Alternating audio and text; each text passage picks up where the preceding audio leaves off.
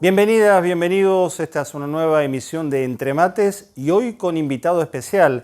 A días nada más de la asunción del nuevo gobierno, ya Javier Milei y su equipo instalado en la Casa de Gobierno y en los ministerios, nos vamos a meter con un aspecto central, diríamos, de los tiempos que se vienen, que tiene que ver con lo educativo cruzado con lo económico y qué pasa, por ejemplo, en el mundo de la universidad, qué pasa con la educación pública. Bueno, de muchos de estos temas vamos a hablar con Tomás Battaglino, nos está acompañando y a quien le hemos cedido también el manejo del mate. Tomás, ¿cómo estás? Una responsabilidad muy especial. ¿Cómo estás? Muchas gracias por la invitación. Hoy nos visita Tomás Battaglino, responsable nacional del Movimiento Sur y secretario de la Federación Universitaria Argentina. Tomás nació en la provincia de Córdoba y es profe de historia en colegios secundarios. Y en los tiempos que se vienen también aparecen algunos elementos, por allí tenemos apuntados, uno diría hasta inéditos en la historia argentina, que son los vouchers educativos, qué pasa con el financiamiento, qué ocurrió en el último tramo previo a las elecciones en la comunidad universitaria, en los estudiantes, en los docentes, en los laburantes del sector, y qué imaginás que se viene ahora con una propuesta que, repito la palabra, tiene mucho de inédito, más allá de un ajuste que en la Argentina y los argentinos ya conocemos en otras ocasiones también, ¿no? Sí, tiene mucho de inédito y tiene muchas cosas que son una reedición de viejas discusiones que atraviesa la Argentina. La verdad que cuando uno empieza a discutir, bueno, hay que hacer un ajuste, hay que hacer un recorte. ¿Dónde arrancamos? Bueno, si la educación es gratuita, que deje de ser gratuita. Esa idea no es novedosa para nada porque ya desde, bueno, la gratuidad universitaria se decretó en el 47. Desde entonces hubo muchos debates de que terminar con la gratuidad. La laico libre. Arrancando con la laico libre en el 58, dice, claro. Pero esos debates son debates que se van reeditando a lo largo de nuestra historia, que tienen que ver, bueno, cada vez que hay un cambio de gobierno que viene a intentar plantear un modelo económico distinto, ya lo vimos con Menem, siempre eso va acompañado de un intento de cambio fuerte del paradigma del sistema educativo y cómo funciona. En eso uno puede empezar a leer cómo Milei vino durante toda su campaña intentando sembrar la idea de que él quiere destruir el sistema educativo argentino tal cual como lo conocemos, tal cual como está. Y frente a eso, bueno, ha por lo menos contado y barajado algunas de las opciones y de las ideas de cómo quiere perfilar él este sistema educativo, que como decís vos, una parte tiene que ver con esta propuesta de los vouchers, que hay que ver porque no quedó muy claro hasta ahora esto de si va a ser en este año, el año que viene o de acá a 30 años, eso no la termina. segunda generación, ¿viste? Sí, como esas cosas también, que no se entienden, que en la campaña han quedado muy poco claras, pero lo que sí queda claro, y me parece que esto, una declaración que él dijo a poco tiempo de asumir, que dijo, bueno, a las universidades nos vamos a limitar ahora a poder girar el presupuesto para que paguen lo mínimo indispensable, los sueldos, y eso es lo único que vamos a hacer ahora en estos primeros meses. Ya son señales de que nos hablan de que la universidad va a sufrir un ajuste brutal, porque si él dice, y aparte lo reafirmó en su discurso de Asunción, que los primeros años de gobierno se van a tratar de recortar el PBI, de recortar los gastos improductivos del Estado, entre miles de comillas, todo pareciera indicar que las universidades públicas y la educación pública en general va a sufrir. Veía unos datos de la Defensoría del Pueblo de Córdoba que decían, bueno, ¿cuánto le cuesta hoy a un pibe universitario acceder a la universidad? Sobre todo si tiene que viajar del interior, como pasa en las ciudades grandes del país, como pasa en Córdoba, como pasa acá en Buenos Aires, como pasa en Salta y en distintas ciudades que viajan estudiantes ahí. Bueno, lo que decía la Defensoría del Pueblo de Córdoba, dato de este mes, 152.000 pesos es lo que le sale a un estudiante poder mantenerse entre alquiler, comida, apuntes mensuales en la universidad. Eso, la verdad que son números y que lo que más preocupaba todavía es que cuando uno ve el cuánto aumentó, da por encima de todas las mediciones de la inflación, que fue altísima, da que por encima de la inflación ha subido el costo de vida de cómo ya en la universidad hoy, que como la tenemos, que tiene un acceso gratuito, bueno, ya esa gratuidad, ya para muchos pibes y pibas hoy en la Argentina, ya representa una complejidad acceder. ¿Cómo está estructurado el movimiento estudiantil argentino y qué desafío tiene de acá en adelante en este nuevo escenario con Javier Milei, Victoria Villarruel en el gobierno y el gabinete que se acaba de presentar en estos días? Bueno, en ese sentido, el movimiento estudiantil en la Argentina, si hay algo que ha logrado Milei con sus declaraciones destructivas sobre vamos a terminar la universidad pública, vamos a recortar el presupuesto, vamos a empezar el sistema de aranceles, lo que ha logrado es que actores con los que, bueno, veníamos muy divididos por diferentes opiniones, quienes se han integrado al gobierno nacional saliente, quienes en su momento integraron las filas del macrismo, distintos aspectos muy amplios del movimiento estudiantil que van desde sectores del peronismo, el radicalismo, la izquierda trotskista, el socialismo, un movimiento estudiantil que es el radicalismo, un movimiento estudiantil que es amplio, heterogéneo, federal, porque también son muy distintas las realidades de cada provincia, viene de muchos años de pocas señales de unidad. Y la verdad que el último tramo de la campaña nos ha hecho, a todos los que integramos en el movimiento estudiantil, nos ha encontrado frente a reivindicaciones que son comunes y que eran muy explícitas. Era el no al voucher, el no al arancel y no al modelo privatista de universidad, que bueno, que ya sabemos, y no al modelo también de desfinanciamiento de la universidad. Que eso no hace falta irse tantos años atrás, ya lo vivimos en el macrismo, cuando en el 2018 se presentó un recorte presupuestario terrible, un congelamiento de los salarios de los docentes, una cuestión que atacó muy duro a las universidades públicas, y así fue contundente la unidad y cómo el movimiento estudiantil logró y tuvo un rol activo muy importante, que logró justamente que Macri tuviera que dar marcha atrás en su plan que tenía con la universidad.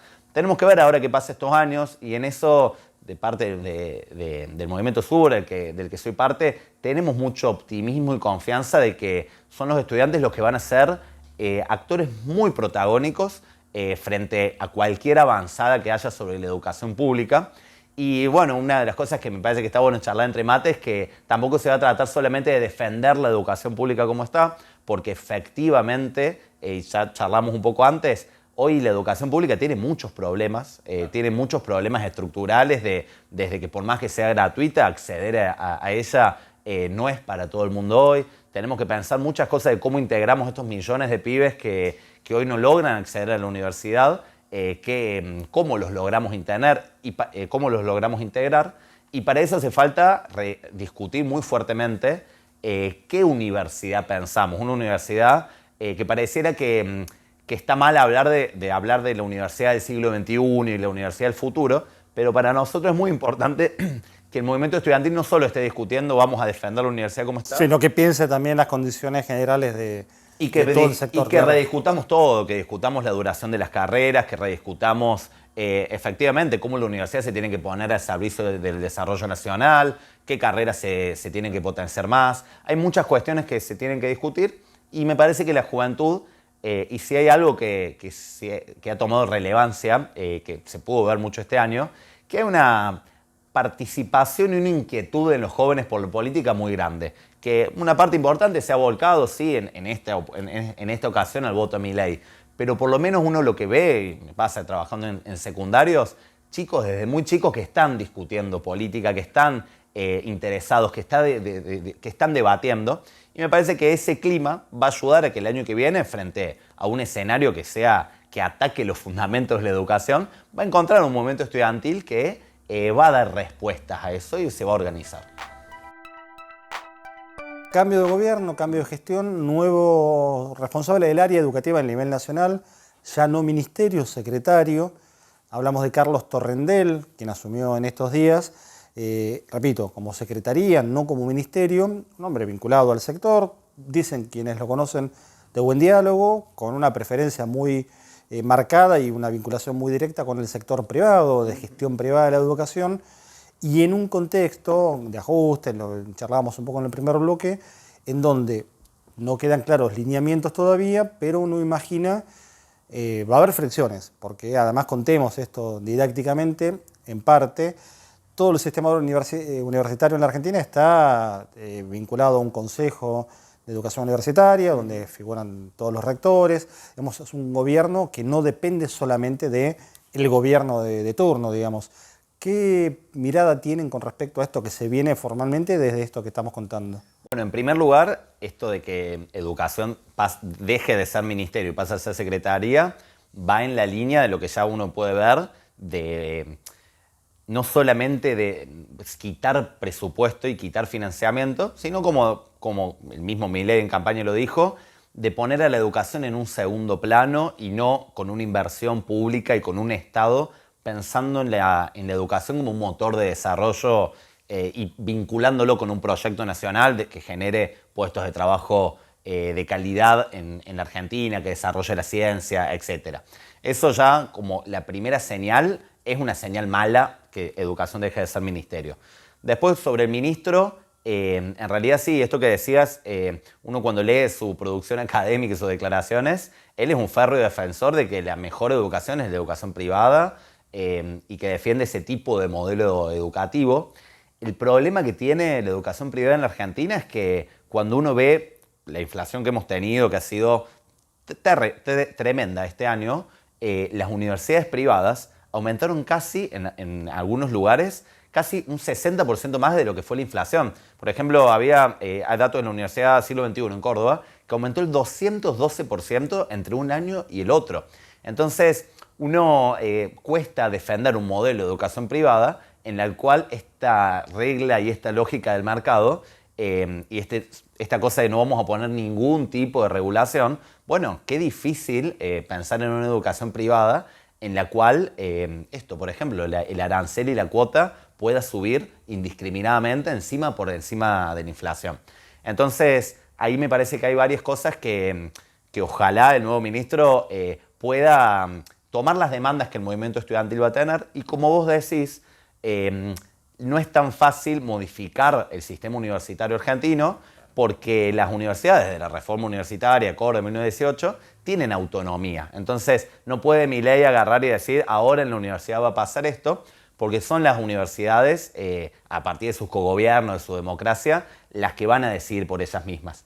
Y en eso, en los últimos meses, el Consejo Interuniversitario Nacional, el CIN, que está compuesto por rectores de todo el país, rectores que vienen de trayectorias políticas muy distintas. Diferentes, claro. Que tienen realmente, que hay de todo, de peronistas, socialistas, radicales, ninguna de las tres, que tienen un perfil más académico. Hay de todo dentro de los rectores de las universidades nacionales. Y ellos, en el último tiempo, bueno, primero se posicionaron en contra del sistema de vouchers, pudieron llevar como un reclamo conjunto de la comunidad universitaria frente a las últimas elecciones, llevaron como una serie de puntos para revalorizar lo que es nuestro sistema universitario, pero sobre todo, y lo que un poco de preocupación genera, pero al mismo tiempo que va con algunas cosas preocupación, que ahora voy a detallarlas, pero otras que el movimiento estudiantil, por lo menos el movimiento sur, el que represento, acompaña porque van en la línea de pensar la universidad que viene. El CIN lo que ha hecho en los últimos meses es delinear algunos puntos de cómo debería ser la universidad de futuro. Y eso se han discutido en estos meses, ya previo a que asuma Milei, ya el CIN ha avanzado en algunas discusiones que tienen que ver con la instalación del sistema de créditos universitarios, que ya ahora lo puedo resumir un poco para el que no está, que no lo conoce, que tiene que ver con la idea de pensar trayectorias educativas, que vos puedas, por ejemplo, estudiar en una universidad, poder hacer un año ahí, que cada materia que vos rindas te vale determinada cantidad de créditos y eso después lo puedas complementar con otra carrera, con otra universidad. Esto de pensar un sistema de créditos lo que ayuda un poco es a pensar en un mundo en el que justamente las formas de producir conocimiento, las formas de cómo también el mercado laboral se está transformando, implican y necesariamente está bien que la universidad pueda adaptarse a eso. Frente a eso, el CIN ha avanzado mucho en proponer, por lo menos, porque si algo también es importante en las universidades, y espero que el presidente Milei lo entienda, es que de la reforma universitaria en adelante no puede venir un gobierno a decir, bueno, a partir de ahora es esto, sino que todo tiene que ser consultado por la comunidad universitaria. Ahí está este demos universitario de que las decisiones un poco tienen que ser consultadas con la comunidad. Las tres experiencias históricas que marcan en los últimos 25, 26 años, los últimos 30 para redondear, en donde gobierno determinado quiso ir con una motosierra, aunque no se usara la palabra, terminaron mal para ese gobierno. Terminaron con un fracaso político. La ley de educación superior del menemismo, la ley federal, 95, 96, con una enorme resistencia estudiantil y del sector universitario. El intento de Ricardo López Murphy en su breve paso por economía de hacer un recorte drástico, nominal de 2.000 millones de pesos. Sí, un arancel de un día para el otro. De un día para el otro, y esto que nos contabas hace un ratito de Macri, que también tiene que, en términos político-históricos, regular. Sería la cuarta experiencia esta de un intento de esa naturaleza. Hay que decir algo también en términos de la precisión informativa. Javier Milei no tuvo durante la campaña una expresión concreta con lo universitario. No, la verdad que un poco... Digamos, como en tantas otras cuestiones, fueron declaraciones muy vagas, muy abiertas. Lo que pasa es que uno advierte una orientación en general, pero... Sí, pero ahí sí, por ejemplo, con la cuestión esta de los vouchers, que él se ha encargado de más de una vez de hablar... Pero no estuvo más focalizado, no quiero contradecirte, ¿no? Sí. Pero más focalizado en el secundario, por ejemplo. No, porque también prendió eso en la universidad. Que fue justamente una de las cosas que en el debate de las generales, la ahora ministra Patricia Bullrich un poco salió a cruzarlo, de que justamente la idea del voucher tiene que ver en lugares donde hay mucha oferta educativa y está pensada para el secundario, pero también la idea del voucher, que además es la que él propone y pone de ejemplos a algunos países, que además es engañoso el dato, porque en la mayoría de los países europeos la tendencia es hacia cada vez mayor inversión estatal en educación. Incluso en por lo menos 13 países de Europa hay sistemas o gratuitos o semi-gratuitos, pero un poco la propuesta del voucher, por más que era una cosa más general, sí le enfocó sobre todo en la universidad. Y sí había una cuestión ahí y aparte una crítica muy grande, esto de... Y no hace falta con su discurso, vamos con las votaciones. Claro. Se creó ahora este año en la Universidad Río Tercero en Córdoba. Los únicos dos en votar en contra fue Victoria Villarroel y Milei. O sea, hay también una cuestión ahí de incluso en su labor legislativa, de trabar y de no estar a favor de que se creen universidades. Te invito a compartir un informe que tenemos preparado. Lo miramos y lo pensamos juntos también, ¿te parece? Vale, el pasado 22 de noviembre se cumplieron 74 años de la sanción de la gratuidad universitaria, que suspendía el cobro de aranceles en la universidad pública. De esta manera, el acceso a la educación superior dejó de ser un privilegio para ser un derecho de todos y todas. La conquista más grande fue que allí la universidad se llenó de hijos de obreros, donde antes estaba solamente admitido el oligarca. Porque la forma de llevar al oligarca es poner altos aranceles, entonces solamente puede ir el que lo paga. En la actualidad, existen 57 universidades públicas en todo el país, concentrando el 80% del alumnado y acercando la posibilidad de formarse profesionalmente a los sectores más excluidos. ¿Qué pasaría con ellos si se arancela la universidad? La educación pública es sinónimo de inclusión, de movilidad social y de igualdad de oportunidades. Es un derecho, pero también es nuestra obligación como sociedad defenderla y perpetuarla para las generaciones que vienen.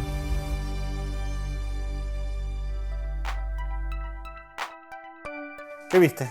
Bueno, muy interesante el informe y me quedo con ese cartel de ¿y si esta fuera mi última clase gratuita? Realmente me parece que el informe refleja muy bien esta preocupación grande que tuvimos todos los que integramos las universidades, estudiantes, docentes, sobre qué va a pasar si se cambian las bases de la gratuidad, las bases que asciendan nuestro sistema universitario hoy. Sin embargo, me parece que en esto de recuperar la historia, de recuperar cómo en este primer peronismo la universidad y la gratuidad universitaria representó realmente una transformación muy grande en la sociedad. La cuestión esta de poder habilitar la masividad de estudiantes y llevar a las juventudes a que se formen en la universidad pública para que después puedan apostar a un proyecto de país.